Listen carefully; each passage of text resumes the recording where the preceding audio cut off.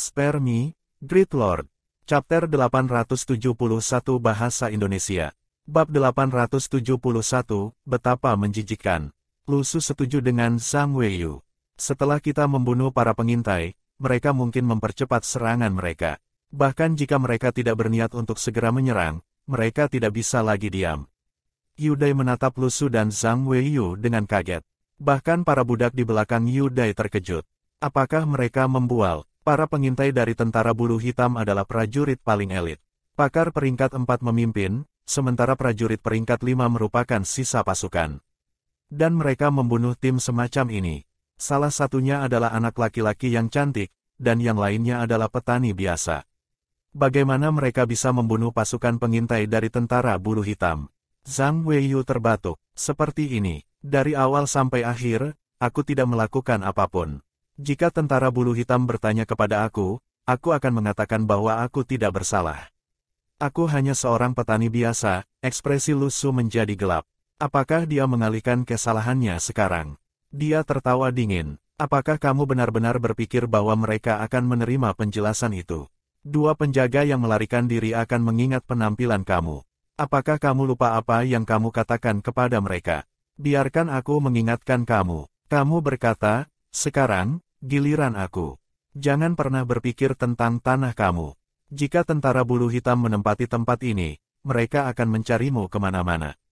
Dari kesusahan Zhang Weiyu, plus 666. Yu Dai diam-diam menatap Lu Su. Dia percaya bahwa apapun yang mereka katakan adalah benar. Jadi, apakah Lu Su sendirian membunuh 3 pengintai elit dari tentara bulu hitam? Ini aneh. Dia mengira Lu Su adalah orang biasa. Dia tampak kurus dan lemah. Lu Su juga tahu bahwa dunia ini sangat menyukai pria kekar. Mereka tampak sangat kuat, tapi dia berbeda. Dia telah menggunakan kekuatan surgawinya sejak awal. Kekuatannya tidak tergantung pada apakah dia kurus atau kekar. Lebih jauh lagi, latihan permainan pedang menyebabkan otot seseorang tumbuh dalam proporsi yang baik. Hall of Swords menekankan pada keanggunan dan kebebasan. Mereka yang berlatih permainan pedang seperti seniman. Mereka menekankan pada keindahan. Kalian berdua, ikuti keluarga Yu untuk bertahan melawan musuh. Kami tidak akan mudah diganggu dan dipermalukan oleh tentara bulu hitam. Kalian berdua, sebelum Yu Dai selesai berbicara, dia melihat Lu Su dan Zhang Weiyu berlari ke utara saat mereka berbicara. Dalam sekejap, mereka tidak terlihat dimanapun. Dari kesusahan Yu Dai, plus 199. Sejujurnya, Lu Su tidak berniat untuk berpartisipasi dalam perang ini.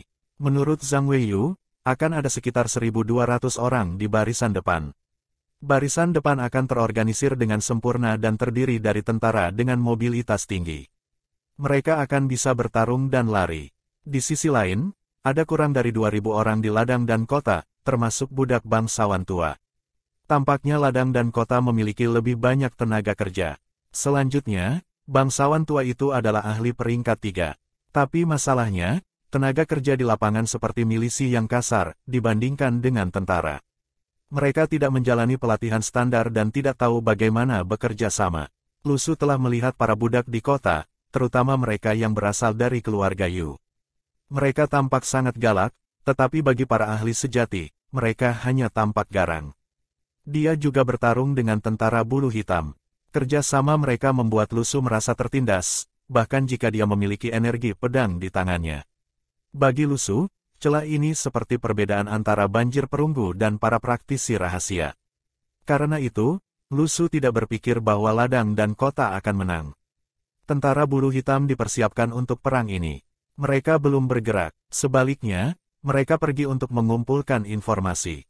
Lu Su tidak percaya bahwa para elit dari tentara bulu hitam ini tidak akan mengerti apa yang terjadi di ladang. Mereka telah datang, tetapi mereka tidak berharap untuk kalah. Yu Dai memperhatikan saat Lu Su dan Zhang Weiyu berjalan semakin jauh. Di sisi lain, suara tentara bulu hitam mendekat semakin dekat. Lampu di kota dinyalakan kembali. Banyak budak melarikan diri dalam kebingungan, termasuk budak dari keluarga Yu yang bertanggung jawab atas toko. Seluruh kota itu berisik. Semua orang tahu bahwa pasukan Duanmu Huangqi telah datang dan ingin melarikan diri. Pada saat itu, Yu Dai mendengus dingin. Semua budak yang memiliki segel pedang di punggung telapak tangan mereka berteriak kesakitan. Seolah-olah segel itu terbakar. Yu Dai berkata dengan dingin, mereka yang ingin melarikan diri, pikirkan konsekuensinya. Pemilik budak tidak bisa membunuh budak mereka melalui segel, tetapi mereka bisa membuat mereka merasa sakit. Ini dikendalikan oleh teknik mereka. Jika budak mengkhianati pemiliknya, mereka akan mengalami rasa sakit yang luar biasa. Ada sangat sedikit budak yang bisa menahan rasa sakit ini. Setelah mereka menahan rasa sakit, segel itu akan hilang. Rasa sakit meningkat pada tingkat yang berbeda. Sejak bahasa tulis diciptakan, hanya sedikit orang yang mampu menanggung rasa sakitnya.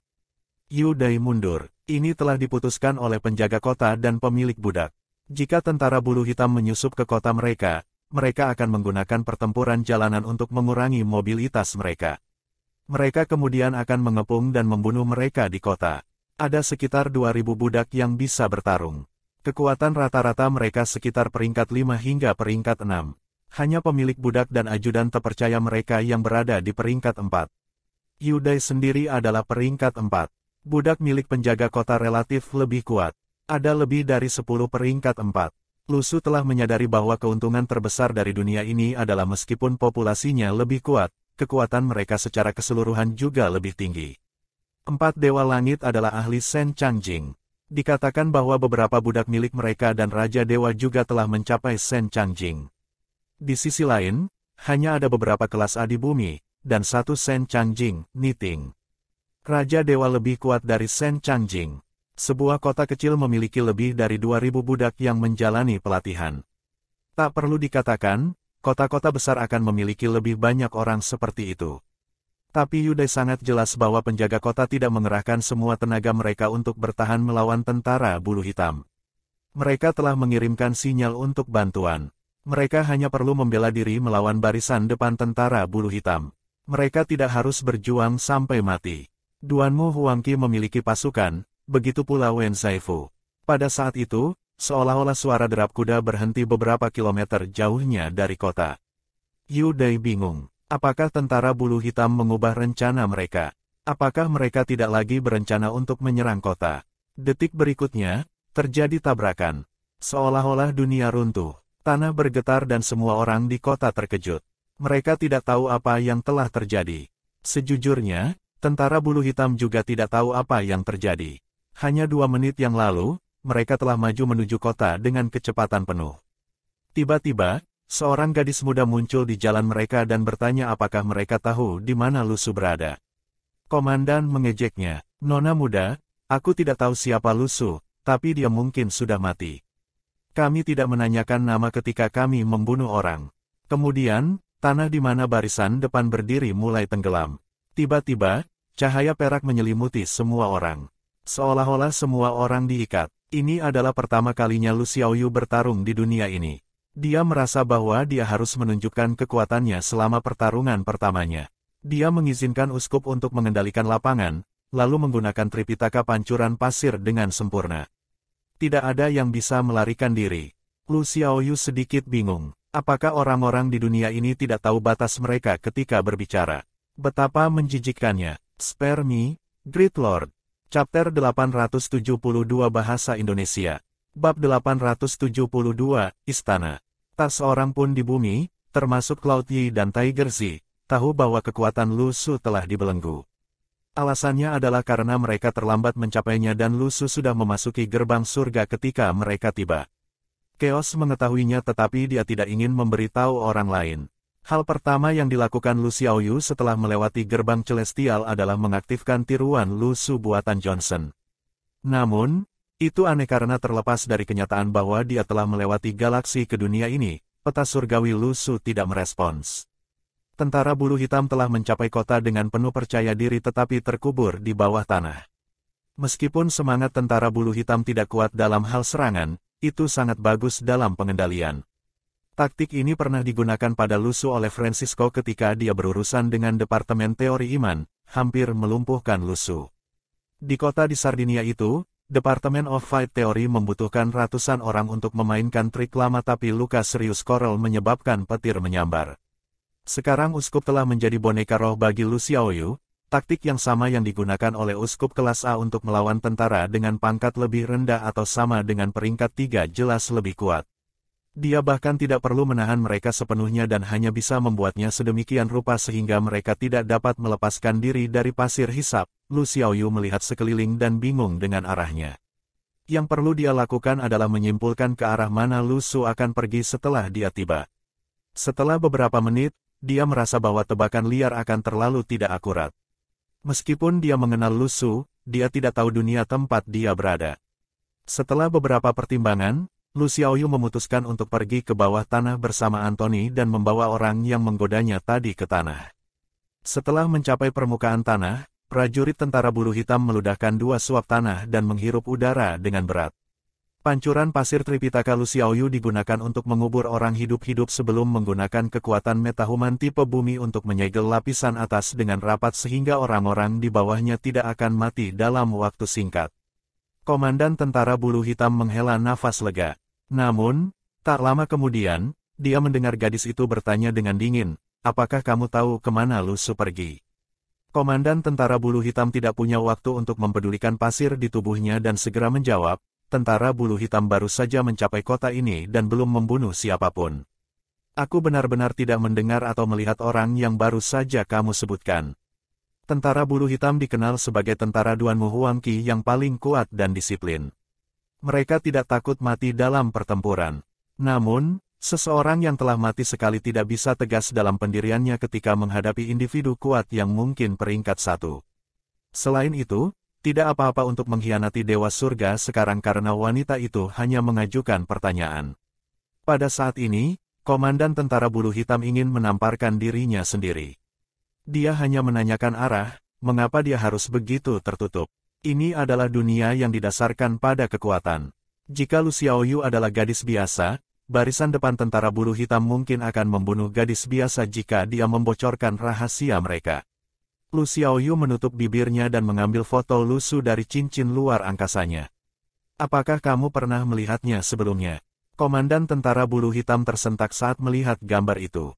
"Apakah kamu menggambar ini? Gambar kamu sangat menakjubkan. Orang di foto ini juga sangat tampan, banyak gadis di istana pasti naksir dia, kan?" "Istana apa itu?" Lu Xiaoyu mengerutkan kening. "Juga, bisakah kamu memperkenalkan kotamu?" Istana adalah ibu kota Raja para Dewa.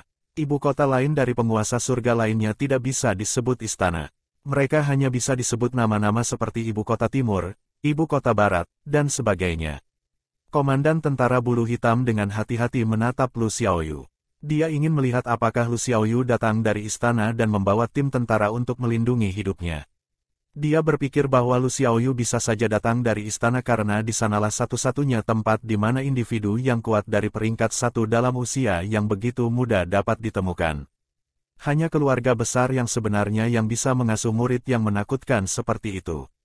Jika Lu Xiaoyu benar-benar berasal dari istana, dia bisa saja mencoba menjalin hubungan dengannya. Misalnya, "Aku kenal orang ini dan karena kamu juga mengenalnya, tolong selamatkan hidupku." Namun sekarang, gadis di depannya bahkan sepertinya tidak tahu apa itu istana. Lu Xiaoyu bertanya, "Di mana ibu kota terdekat?" Ibu kota terdekat adalah ibu kota barat yang dipimpin oleh penguasa surga barat Duanmu Huangqi. Dibutuhkan sekitar 2 bulan untuk sampai ke sana. Namun, jalannya rumit, biarkan aku yang memimpin karena aku sudah familiar dengan tempat itu, kata komandan dengan bersemangat. Namun, setelah dia menyelesaikan hukumannya, komandan itu diseret ke bawah tanah oleh Anthony lagi dan Lu Xiaoyu bahkan tidak memberinya kesempatan untuk melawan. Lu Xiaoyu mengerutkan kening saat dia melihat ke arah barat. Dia pikir Lu Su pasti akan pergi ke tempat yang paling makmur. Mungkin, mudah untuk mencari jalan pulang di tempat yang paling ramai. Tentara bulu hitam datang dari barat. Dia mungkin akan bertemu lebih banyak tentara bulu hitam dalam perjalanan ke barat tapi dia tidak peduli. Pada saat ini, Lu Su sedang melarikan diri ke utara bersama Zhang Weiyu. Zhang Weiyu berkata dia menemukan tempat persembunyian yang bagus di hutan di utara. Ada sebuah gua yang terhalang oleh air terjun dan bahkan Black Feather Army tidak akan mengira ada gua di belakang air terjun. Dalam lebih dari 10 tahun, kota itu telah mengalami pertempuran skala kecil setiap 3 tahun. Meskipun itu mungkin bukan medan pertempuran utama, itu berbahaya bagi orang biasa. Zhang Weiyu telah bersembunyi di gua untuk semua pertempuran ini. Dia melihat ke arah Lu Su dan berkata, aku membawamu ke sana karena aku mempercayaimu. Akan ada orang lain yang bersembunyi di gua ini ketika pertempuran dimulai. Tolong jangan ungkapkan lokasi ini dan tolong berpura-pura bahwa kamu belum pernah bertemu mereka sebelumnya. Namun, alih-alih menjawab, Lu Su tampak bingung. Dia berlari menuju kota. Zhang Weiyu tercengang. Tunggu, jangan bilang kamu ingin kembali ke medan pertempuran. Hai, Zhang Weiyu terdiam saat melihat Lu Su berlari menuju kota. Dia telah berhenti beberapa kali saat berjalan ke utara. Akhirnya, Zhang Weiyu menggertakkan giginya dan berkata, baiklah, aku akan membalas budi. Setelah itu, Zhang Weiyu berlari menuju kota. Lu Su melihat titik mara bahaya di halaman Lu Xiaoyu mencapai 1000. Ini menyiratkan bahwa pertama, Lu Xiaoyu telah mencapai dunia ini atau dia tidak akan menerima titik mara bahaya. Kedua, Lu Xiaoyu harus membunuh dalam skala besar atau titik mara bahaya tidak akan mencapai 1000. Jika gerbang surga memiliki posisi tetap, maka Lu Xiaoyu pasti berada di tanah pertanian Zhang Weiyu. Terlebih lagi, Lu Xiaoyu tidak akan membunuh penduduk desa biasa, jadi dia pasti pernah bertemu tentara bulu hitam. Saat Lu Su berlari dengan liar ke arah barat, dia melihat sebidang tanah yang sangat rata. Itu sangat rata sehingga aneh. Lu Su tahu bahwa Lu Xiaoyu telah melakukan itu. Namun, kemana Lu Xiaoyu pergi? Pada saat ini, Zhang Weiyu datang dan memarahinya, apakah kamu gila?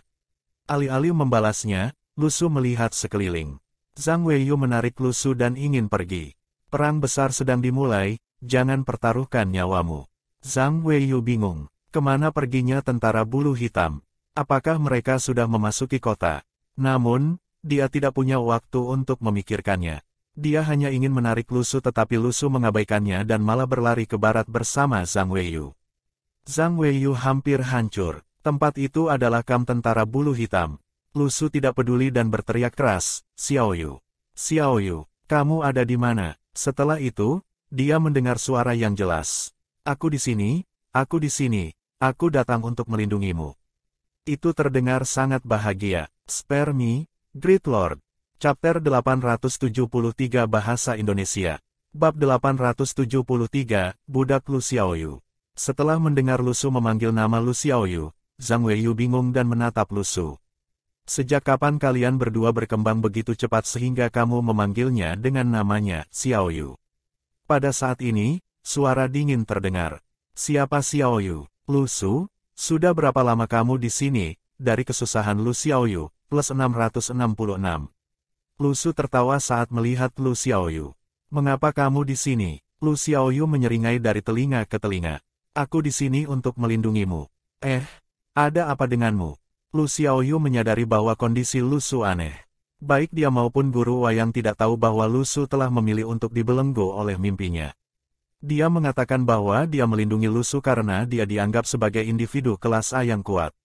Adapun Lu Xiaoyu yang merupakan kelas B, dia pasti perlu dilindungi.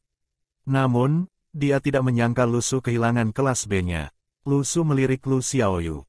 Meskipun dia telah melalui kesulitan dengan Zhang Weiyu dan Zhang Weiyu adalah orang dengan karakter yang baik, dia terlalu licik dan hampir menggunakan Lu Su sebelumnya.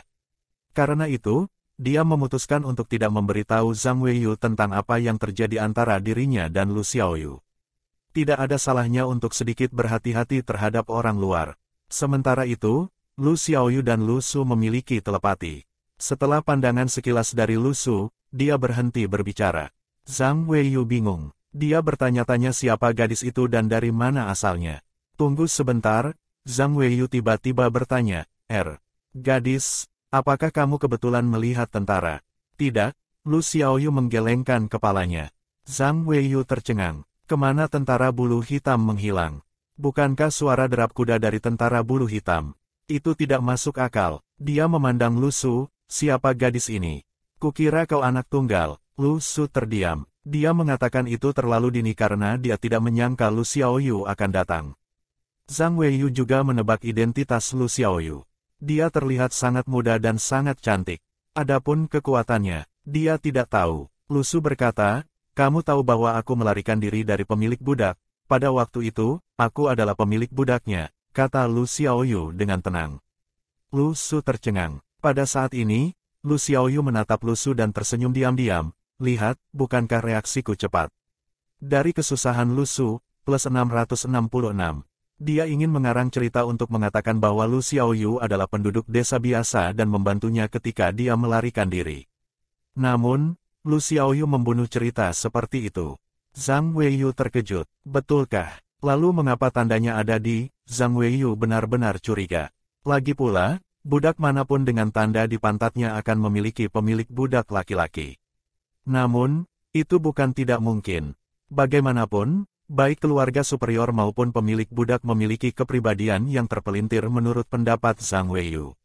Namun, Zhang Weiyu menghela nafas. Dia akan sangat sedih jika yang dikatakan Lu Xiaoyu adalah kebenaran. Seseorang dapat memiliki pemilik budak yang cantik seperti budak dan memiliki pemilik budak wanita untuk membantunya setelah dia melarikan diri. Apakah dunia ini hanya tentang penampilan? Siapapun dengan ketampanan akan memiliki kehidupan yang baik. Awalnya, Zhang Weiyu bersimpati pada Lu Su. Namun, dia sepertinya tidak membutuhkan simpati sama sekali. Kembali ke kota dulu, kata Zhang Weiyu, penjaga kota pasti sudah mengirim SOS. Sekarang tentara bulu hitam telah menghilang, kota itu pasti sudah siap pada saat mereka kembali sehingga kota itu seharusnya aman. Aku akan pergi setelah membeli beberapa barang, apakah kalian berdua ingin pergi bersamaku? Masih ada kain berkualitas baik dari hadiah dari Yudai. Lu Su menyuruh Zhang Weiyu menjualnya untuk sejumlah uang dan membaginya 9-10 dengan Zhang Weiyu. Meskipun Zhang Weiyu hanya mendapat 10% dari uangnya, dia masih bisa menggunakannya untuk menukar makanan dalam jumlah yang banyak. Ketika Lu Su berada di bumi, dia telah memikirkan apakah batu ajaib bisa menjadi mata uang baru dari alam kultivasi.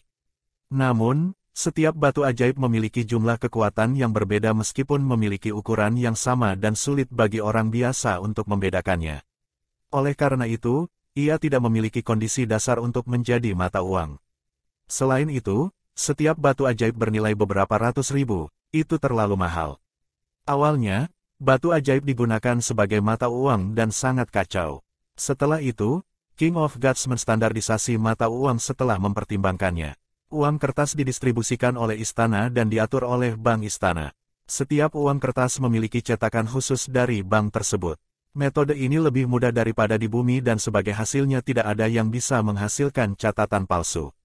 Beberapa orang mencoba membuat cetakan palsu tetapi setelah orang menemukan bahwa ada ahli yang bisa mengejar cetakan ini, orang tidak berani mengambil risiko lagi. Ada catatan palsu tetapi hampir tidak mungkin untuk menggunakannya karena orang-orang juga dilengkapi dengan keterampilan dasar untuk mengidentifikasinya. Awalnya, orang-orang tidak menerima catatan itu karena semua orang berpikir bahwa Raja Dewa terlalu berpikiran sederhana. Di masa lalu, orang-orang memegang batu ajaib yang berat. Sekarang, dia ingin mengubahnya menjadi selembar kertas dan menjadikannya asetnya sendiri. Bagaimana itu mungkin? Praktisi biasa juga tidak mempercayai istana yang baru didirikan dan tidak ada yang tahu berapa lama Raja Dewa bisa bertahan. Setelah istana dibangun, dunia berada dalam kekacauan dan semua orang terbiasa dengan perubahan kekuasaan yang konstan. Namun, istana tidak hancur selama 3000 tahun dan tidak ada yang menggulingkan Raja Dewa. Dinasti Lu berkuasa selama istana dibangun. Raja Dewa saat itu tidak memaksa semua orang untuk menggunakan catatan. 4 penguasa surga dan beberapa bangsawan mulai memperluas wilayah mereka dan meminta uang kertas menjadi satu-satunya mata uang yang diperbolehkan untuk bisnis dengan penguasa surga dan para bangsawan. Karena para bangsawan ini memiliki bisnis skala besar, setelah mereka mulai menggunakan uang kertas, semua orang yang berurusan dengan mereka terpaksa menggunakan uang kertas itu juga. Kemudian, semua orang menemukan bahwa catatan itu sangat mudah digunakan. Saat itu, Lu Su bertanya pada Zhang Weiyu mengapa 4 penguasa surga begitu patuh. Zhang Weiyu berkata, mereka akan mati jika mereka tidak patuh. Siapa yang berani tidak patuh? Sekarang, Zhang Weiyu ingin pergi setelah membeli makanannya. Lu Su menebak bahwa teman-temannya sudah bersembunyi di dalam gua. Oleh karena itu, makanan yang akan dibeli Zhang Weiyu sangat penting. Jika Lu Su tidak memberi Zhang Weiyu sejumlah uang, sekelompok orang mungkin akan kelaparan sampai pertempuran berakhir. Spare me, Great Lord. Chapter 874 Bahasa Indonesia. Bab 874, Informasi Militer Palsu. Lu Su memikirkannya. Dengan Xiaoyu, meskipun mereka masih tidak dapat mengalahkan ratusan ribu praktisi, jika mereka mampu menghadapi situasi biasa, kota adalah sepotong kue untuk mereka. Dia berkata, pergilah ke kota untuk memeriksa situasinya. Dalam perjalanan kembali ke kota, Zhang Weiyu melihat bagaimana Lu Su dan Lu Xiaoyu sedang mengobrol ringan dan hubungan mereka jelas bukan sebagai budak dan pemilik budak. Namun, Zhang Weiyu berpikir bahwa itu bukan urusannya. Lu Su punya rahasia tapi dia juga punya banyak rahasia. Karena keduanya telah melalui suka dan duka bersama, dia tidak ingin menyelidiki terlalu banyak. Lu Su mulai menginstruksikan Lu Xiaoyu di jalan, mari kita diam-diam menemukan jalan pulang. Meskipun kamu berhasil mengendalikan semangat kelas A, ada Shen Changjing di sini dan beberapa alam yang bahkan lebih tinggi dari Shen Changjing. Niting mampu memutuskan hukuman ilahi ketika dia masih kelas A. Sampai sekarang, aku belum pernah melihatnya menyerang dengan Shen Changjing, entah seberapa kuat itu. Karena itu, kita harus berhati-hati dan diam-diam menemukan jalan pulang. Setelah itu, kita tidak akan ada hubungannya dengan apapun yang terjadi di dunia ini. Sebenarnya, Lu Su sangat berhati-hati terhadap individu yang kuat di dunia ini. Kelas A Niting, Li Xianyi dan Chen Baili cukup menakutkan. Dia pernah menggunakan Cell of Lens untuk mengontrol energi magis di halaman Liu Hailan. Pada akhirnya, Niting hanya berhasil menemukan sebagian kecil dari logikanya. Dia hanya melangkah ke pintu Shen Changjing dan telah mencapai tingkat alam yang begitu tinggi bahkan sebelum dia menjalani hukuman ilahi. Penghalang Cell of Lens dan halaman pecah ketika dia mengetuk meja dengan ringan. Lalu seperti apa Shen Changjing itu? Lu Su tidak bisa membayangkannya. Dia akan siap secara mental jika dia melihat serangan yang dilakukan oleh seseorang setingkat Shen Changjing. Namun, dia belum melihatnya dan hal-hal yang tidak diketahui adalah yang paling menakutkan. Jika Shen Changjing adalah wilayah di mana seseorang menggunakan aturan mereka sendiri, lalu apakah akan ada batasan untuk aturan tersebut? Lu Su merasa bahwa dia tidak perlu mengkhawatirkan hal ini karena terlalu rumit. Pada saat ini, Zhang Weiyu sedang melirik Lu Xiaoyu dan Lu Su. Apakah kalian berdua ingin bersembunyi di gua bersamaku? Lu Su tahu apa yang dipikirkan Zhang Weiyu.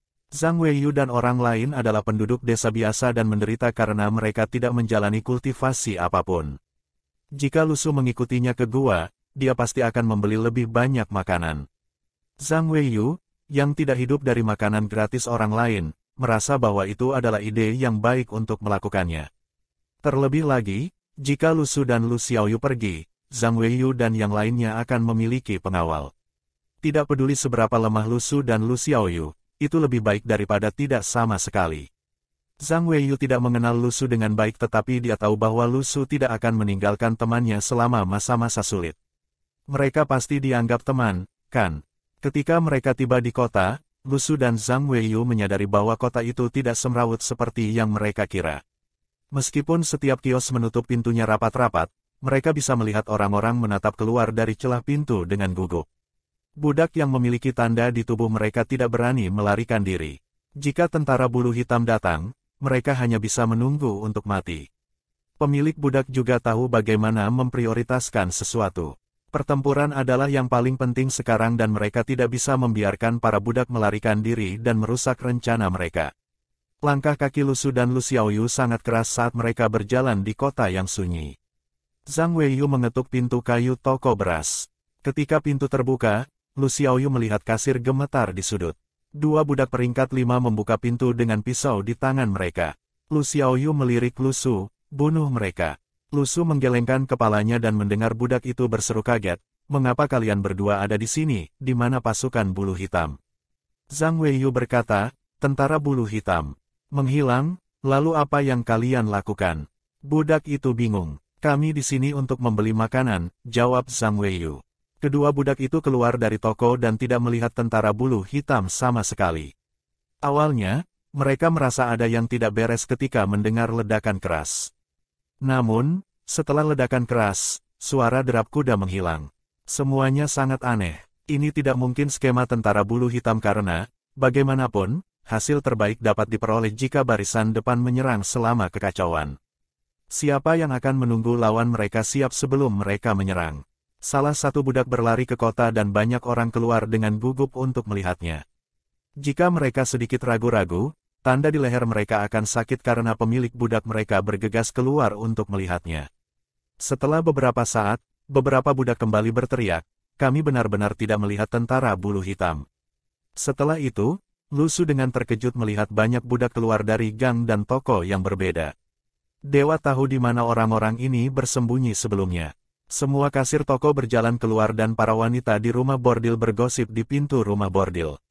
Lu Xiaoyu melirik Zhang Weiyu dan menunjuk ke tempat para wanita berjalan keluar dan bertanya, tempat apa itu? Ini adalah rumah bordil. Zhang Weiyu tertegun sebelum melanjutkan, maksudmu tidak ada rumah bordil di tempatmu? Kami tidak begitu liar, Lu Su hanya bisa menjelaskan dengan cara seperti itu.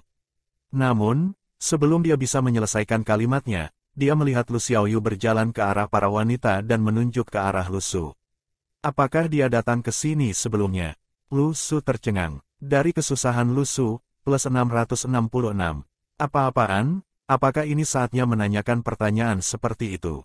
Apakah aku orang seperti itu? Para wanita melirik Lu Su dan berkata, kami belum pernah melihat pria tampan ini sebelumnya, tetapi jika dia datang, kami akan memperlakukannya dengan baik. Pada saat ini, suara derap kuda terdengar dari timur kota.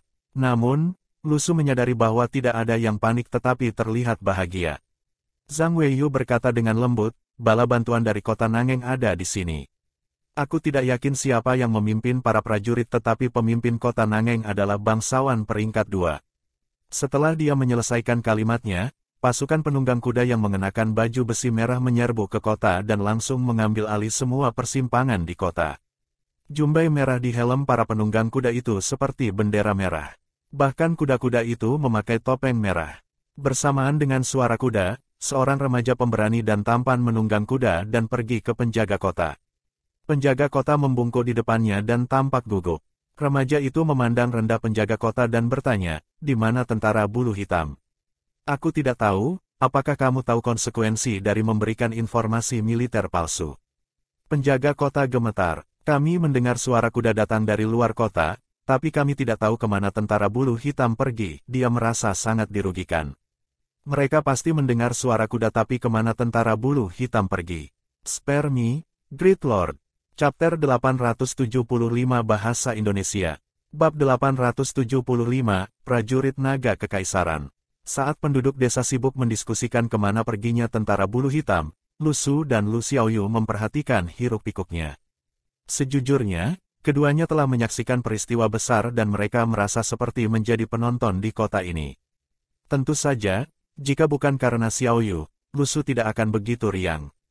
Sekarang Zhang Weiyu berkata bahwa pemimpin kota Nangeng hanya peringkat 2, maka Lu Xiaoyu dapat melakukan apapun yang dia inginkan di kota Nangeng. Bagi Lu Su, dunia ini mirip dengan bumi dalam hal ukuran.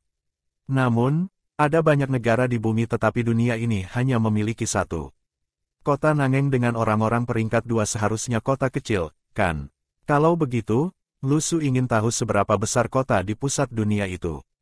Lu Su berkata dengan lembut, jika kita punya kesempatan, kita bisa berkeliling kota seolah-olah kita sedang bepergian.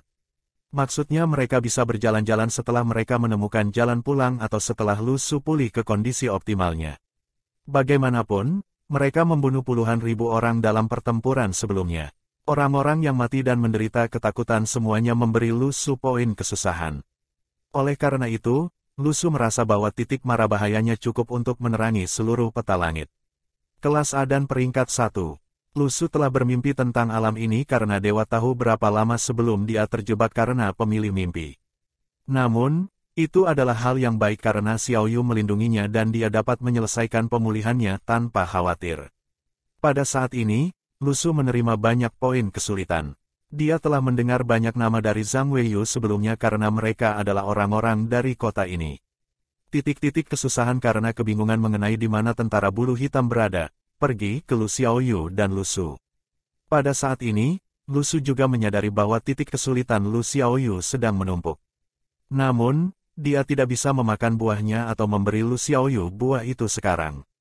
Secara bertahap, topik tentang kemana tentara bulu hitam pergi menjadi apakah tentara bulu hitam telah datang di tempat pertama. Remaja itu menatap dingin pada penjaga kota. Aku akan melaporkan masalah ini kepada Dewa Surgawi dan aku yakin dia akan membuat keputusan yang bijaksana. Para bangsawan dan pemilik budak berbeda. Orang-orang dari kota Nangeng tidak bisa memutuskan nasib bangsawan tetapi pemilik budak bisa membunuh mereka jika mereka mau. Oleh karena itu, Banyak pemilik budak ingin mendapatkan status bangsawan karena itu setara dengan memiliki beberapa lapis baju besi sebagai perlindungan. Pada saat ini, Zhang Weiyu berkata, orang ini bisa menjadi pemimpin kota Nangeng Liu Yizhao. Meskipun aku tidak melihatnya sebelumnya, hanya dia yang bisa membuat tentara King Sai begitu patuh. Lu Su dan Lu Xiaoyu menatap para penunggang kuda dengan baju besi merah. Masing-masing dari mereka tidak bergerak di atas kuda mereka. Seperti yang diharapkan Lu Su, perbedaan kekuatan pasukan dan orang-orang di kota sangat besar. Dia adalah prajurit naga kekaisaran dari Raja Dewa sebelum mereka semua kehilangan posisi mereka setelah Raja baru mengambil alih. Dia adalah salah satu yang paling beruntung di antara 30.000 prajurit naga kekaisaran, kata Zhang Weiyu dengan tenang. Lu Su berbalik dan menatap Zhang Weiyu dengan kaget. Dia merasa Zhang Weiyu berbicara terlalu tenang sehingga aneh. Namun, dia lebih peduli tentang hal lain. Ada 30.000 ahli peringkat 2 di antara prajurit naga kekaisaran. Zhang Weiyu melirik Lu Su. Peringkat 2, 300 prajurit naga kekaisaran adalah peringkat 1. Ini bukan rahasia, semua orang di sini mengetahuinya karena para pendongeng itu senang membicarakannya. Lu Su memberi, oh. Zhang Weiyu mungkin bermaksud bahwa dia telah mendengar tentang ini dari para pendongeng tetapi Lu Su tidak mempercayainya. Setelah mendengar apa yang dikatakan Zhang Weiyu, dia tenggelam dalam pikirannya. Seberapa kuatkah 30.000 ahli peringkat 2 dan kelas B jika mereka bertarung bersama? Dan 300 pakar peringkat 1. Itu terlalu menakutkan. Namun, sehubungan dengan jumlah ini, Lu Su merasa bahwa ada lebih dari 1.000 individu peringkat 1 di dunia ini. Mengapa hanya ada beberapa di Sen Changjing? Sen Changjing disebut Guru Agung di dunia ini. Menurut Zhang Weiyu, ada Sen Changjing di samping Raja para Dewa. Beberapa penguasa surga juga memiliki budak dari Sen Changjing. Namun, ada jajaran Sen Changjing yang berbeda.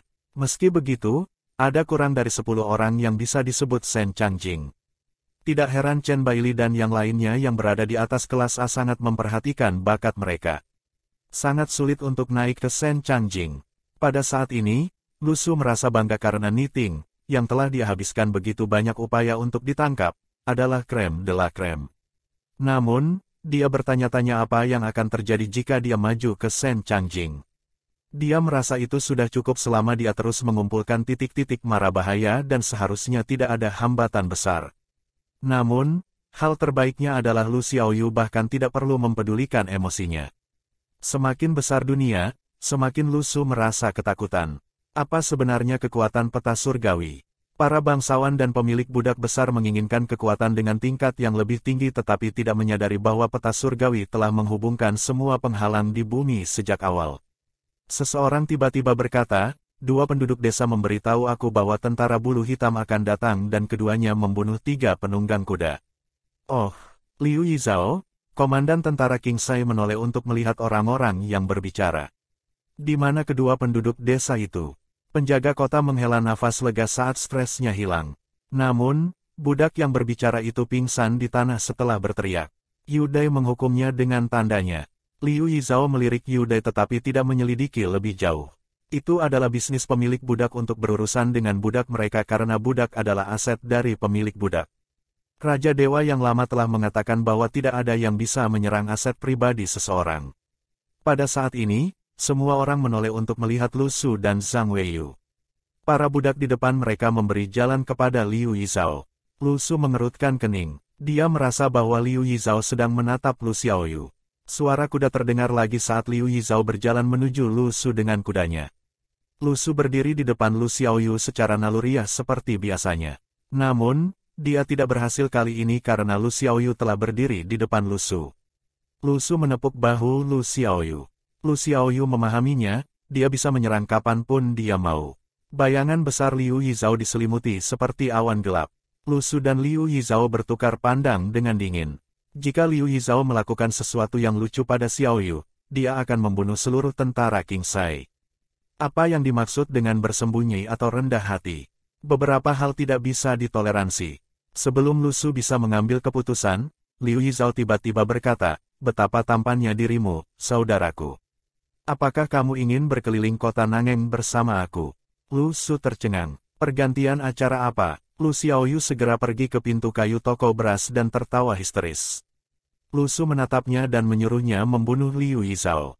Namun, Lu Xiaoyu mengabaikannya sepenuhnya.